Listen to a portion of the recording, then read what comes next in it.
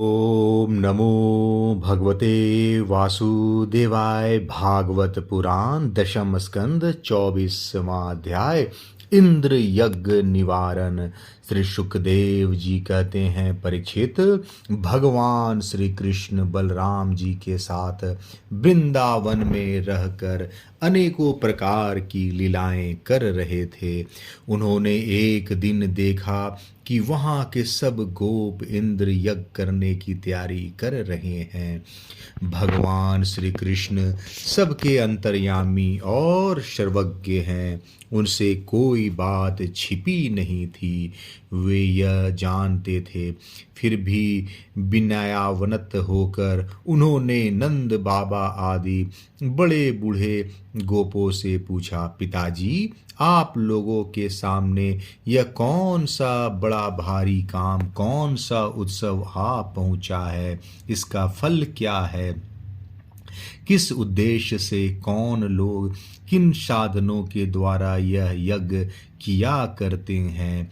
पिताजी, आप मुझे यह अवश्य बतलाइए। आप मेरे पिता हैं और मैं आपका पुत्र। ये बात सुनने के लिए मुझे बड़ी उत्कंठा है।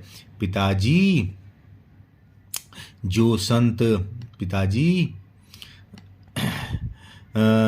जो संत पुरुष सबको अपनी आत्मा मानते हैं, उन जिनकी दृष्टि में अपने और पराये का भेद नहीं है, जिनका न कोई मित्र है न शत्रु न उदासीन, उनके पास छिपाने की तो कोई बात होती ही नहीं। परंतु यदि ऐसी स्थिति न हो तो रहस्य की बात शत्रु की भांति उदासीन से भी नहीं करनी चाहिए। मित्र तो अपने समान ही कहा गया है, इसलिए उससे कोई बात छिपाई नहीं जाती। यह संसारी मनुष्य समझे बेसमझे अनेक प्रकार के कर्मों का अनुष्ठान करता है। उनमें से समझ बुझकर करने वाले पुरुषों के कर्म जैसे सफल होते हैं, वैसे बेसमझ के नहीं। अतः इस समय आप लोग जो क्रिया योग करने जा रहे हैं, वह सुहृदों के साथ विचारित शास्त्र सम्मत है अथवा लौकिक ही है, मैं यह सब जानना चाहता हूँ। आप कृपा करके स्पष्ट रूप से बतलाइए। नंद बाबा ने कहा, बेटा, भगवान इंद्र वर्षा करने वाले मेघों के स्वामी हैं। ये मेघ उन्हीं के अपने रूप हैं। वे समस्त प्राणियों को तृप्त करने वाला एवं जीवन दान करने वाला जल बरसाते हैं। मेरे प्यारे पुत्र, हम और दूसरे लोग भी उन्हीं मेघपति भगवान इंद्र की यज्ञों के द्वारा पूजा किया करते हैं। जिन सामग्रियों से यज्ञ होता है, वे भी उनके बरसाए हुए शक्तिशाली जल से ही उत्पन्न होती है।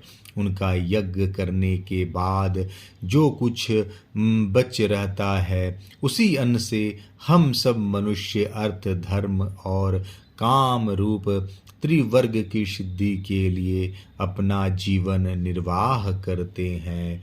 मनुष्यों की खेती आदि प्रयत्नों के फल देने वाले इंद्र ही हैं। यह धर्म हमारी कुल परंपरा से चला आया है। जो मनुष्य काम, लोभ, भय अथवा द्वेषवश ऐसी परंपरागत धर्म को छोड़ देता है, उसका कभी मंगल नहीं होता। श्री सुखदेव जी कहते हैं, परीक्षित, ब्रह्मा शंकर आदि के भी शासन करने वाले केशव भगवान ने नंद बाबा और दूसरे ब्रजवासियों की बात सुनकर इंद्र को क्रोध दिलाने के लिए अपने पिता नंद बाबा से कहा। श्री भगवान ने कहा, पिताजी, प्राणी अपने कर्म के अनुसार ही पैदा होता है और कर्म से ही मर जाता है। उसे उसके कर्म के अनुसार ही सुख दुख भय और मंगल के निमित्तों की प्राप्ति होती है। यदि कर्मों को ही सब कुछ ना मानकर उनसे भिन्न जीवों के कर्म का फल देने वाला ईश्वर माना भी जाए तो वह कर्म करने वालों को ही उसके कर्म के अनुसार फल दे सकता है।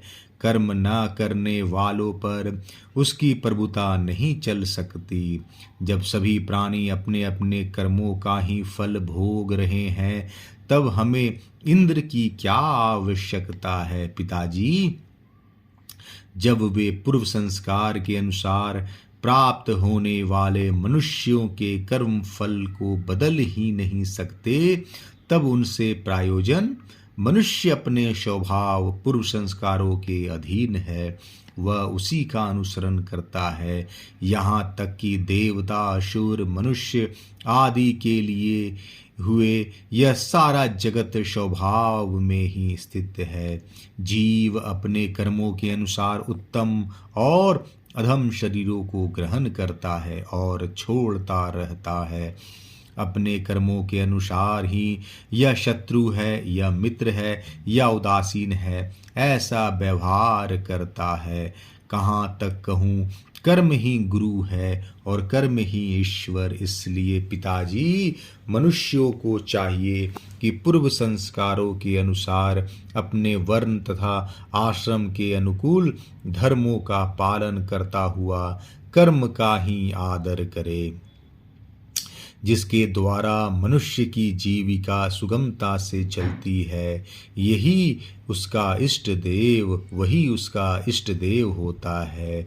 जैसे अपने विवाहित पति को छोड़कर जार पति का सेवन करने वाली व्यभिचारिणी स्त्री कभी शांति लाभ नहीं करती, वैसे ही मनुष्य अपनी आजीविका चलाने वाले एक देवता को छोड़कर किसी दूसरे की उपासना करते हैं, उससे उन्हें कभी सुख नहीं मिलता।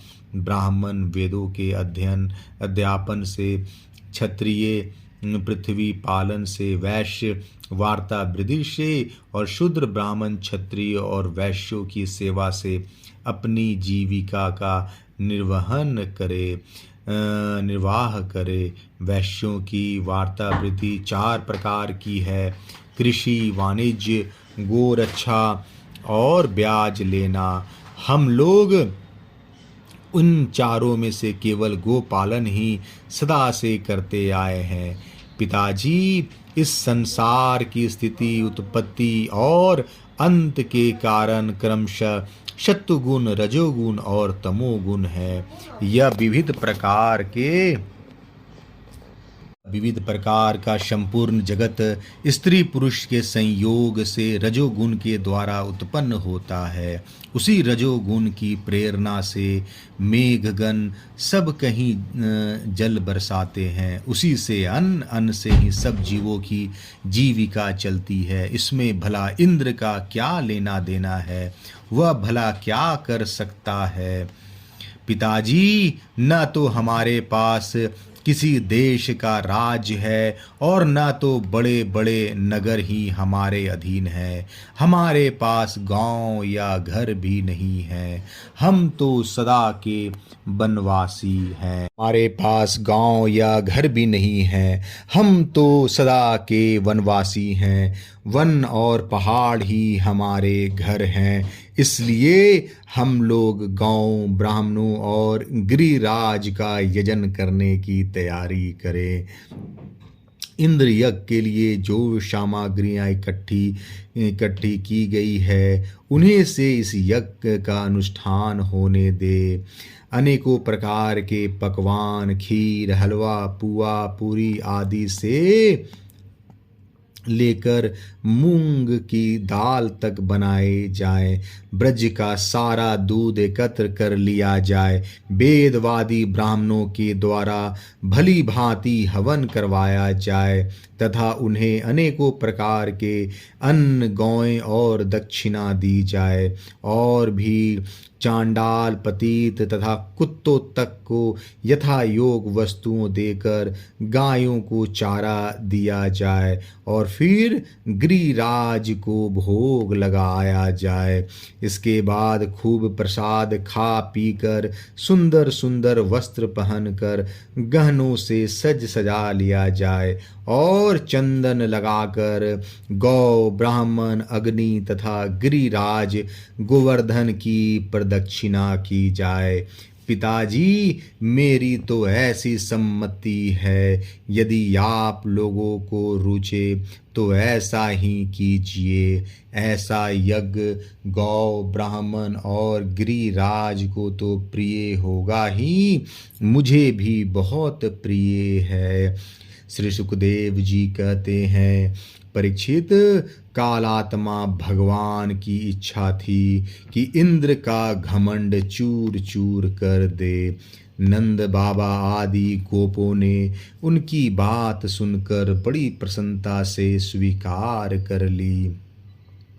भगवान श्री कृष्ण ने जिस प्रकार का यज्ञ करने को कहा था, वैसा ही यज्ञ उन्होंने प्रारंभ किया। पहले ब्राह्मणों से स्वस्ति वाचन कराकर उसी सामग्री से गिरिराज और ब्राह्मणों को सादर भेंटें दी तथा गौओं को हरी हरी घास खिलाई।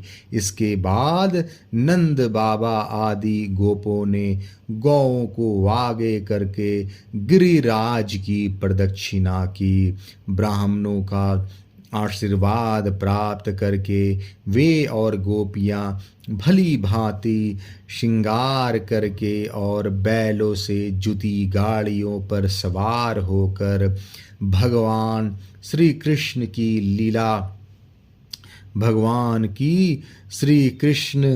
लीलाओं का गान करती हुई गिरिराज की परिक्रमा करने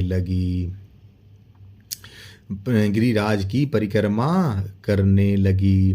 भगवान श्री कृष्ण गोपों को विश्वास दिलाने के लिए गिरिराज के ऊपर एक दूसरा विशाल शरीर धारण करके प्रकट हो गए तथा मैं गिरिराज हूँ, इस प्रकार कहते हुए सारी सामग्री आरोगने लगे। भगवान श्री कृष्ण ने अपने उस स्वरूप को दूसरे ब्रजवासियों के साथ स्वयं भी प्रणाम किया और कहने लगे, देखो कैसा आश्चर्य है, गिरिराज ने साक्षात प्रकट होकर हम पर कृपा की है। ये चाहे जैसे रूप धारण कर सकते हैं। जो वनवासी जीव इनका निरादर करते हैं, उन्हें ये नष्ट कर डालते हैं। आओ अपना और गौओं का कल्याण करने के लिए इन गिरिराज को हम नमस्कार करें। इस प्रकार भगवान श्री कृष्ण की प्रेरणा से नंद बाबा आदि बड़े बूढ़े गोपों ने गिरिराज गौ और ब्राह्मणों का विधि पूर्वक पूजन किया तथा श्री कृष्ण के साथ सब ब्रज में लौट आए। 24वां अध्याय समाप्त। जय श्री कृष्णा।